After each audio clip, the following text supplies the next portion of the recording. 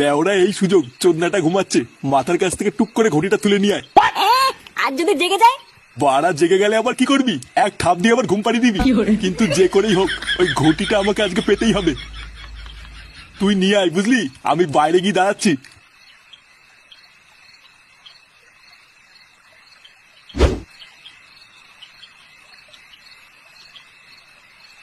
একবার যদি এই ঘটিটা হাতে পাই না, সব জল লেওরা সেটা ছিটিয়ে অমর হয়ে যাবো।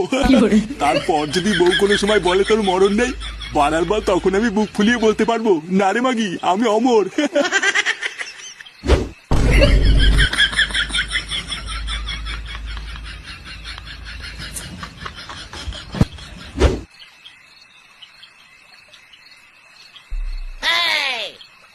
এই তো নিয়ে এসছি। হ্যাঁ, বাড়া ফাঁক পেয়ে নিয়ে পালিয়েছি। বাবা গুড গুড। নে নে, আর সময় নষ্ট করিস না, আমার গায়ে চট করে একটু জল ছিটিয়ে তো, লেওরা পক করে একটু অমর হয়ে যাই।